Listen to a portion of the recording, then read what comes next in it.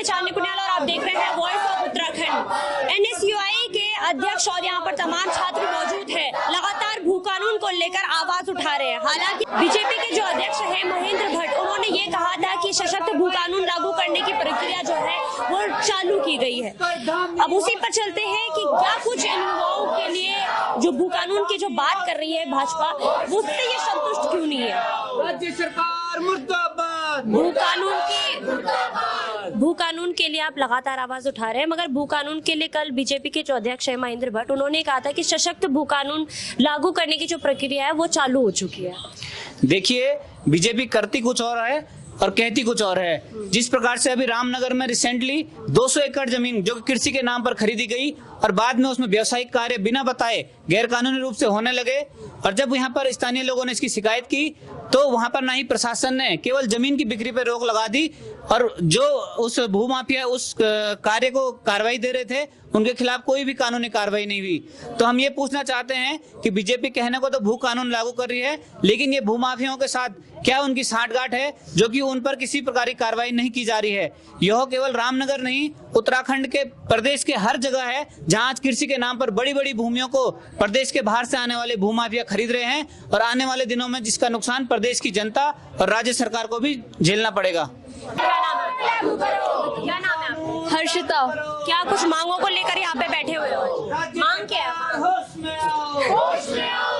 हम मतलब जो भू कानून है वो लागू करो, बस यही मांग है हमारी। तो क्या होगा भू कानून लागू करके?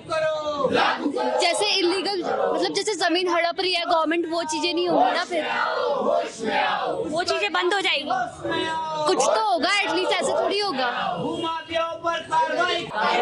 भू कानून लागू करके उत्तराखंड को जो लाभ हुआ है, पहली बात तो जो हमने अभी एनएसयूआई की भी एक मीटिंग थी उसमें भी हमने बताया, रामनगर में जो किस्सा दिखाई दिया है तो वही हो रहा है कि बाहर से जो लोग आ रहे हैं यहाँ पर जमीन ले रहे हैं, उसे बेच रहे हैं। उस चीज की भी हमने बताया था, भैया ने आपको सब बताया था उसके लिए भी।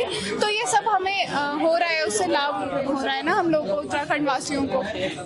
नुकसान हो जाएगा। हाँ। और जो अब मांग है इसको लेकर आप डीएम कार्यालय के बिल्कुल बाहर खड़ी है, जो डीएम कक्ष है वो बिल्कुल सामने है, तो क्या लगता है जो डीएम आएंगी बाहर आपको आश्वासन देंगी? क्या देखिए, हम लोग यहाँ आश्वासन देंगे, झूठा आश्वासन देंगे, जो भी देंगे, लेकिन जब तक भी हमें यहाँ पे अपनी मांग करने के लिए बैठना पड़ेगा, हम लोग बैठेंगे।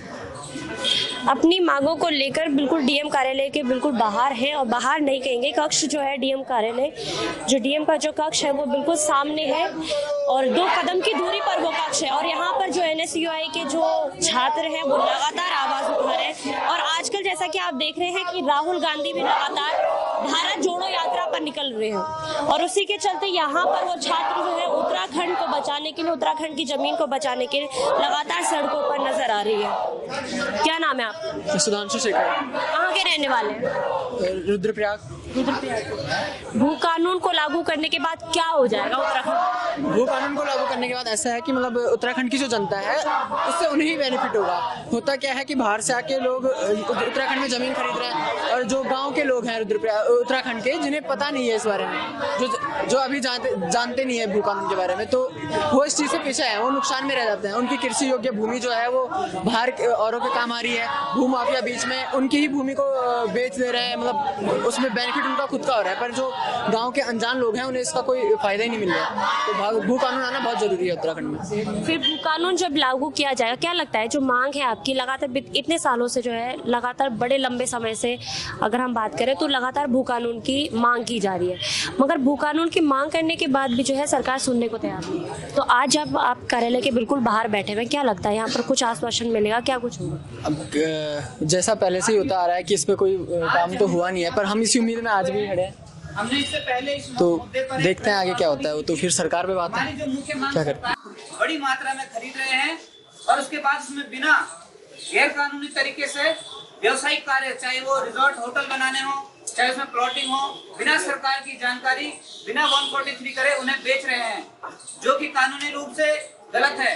और इस वजह से लगातार पहाड़ हो, चाहे प्लेन्स हो, चाहे देहरादून हो, रामनगर हो, हर जगह बड़ी मात्रा में कृषि भूमि जो है वो इन भूमाफियाओं के हत्थे चढ़ रही है।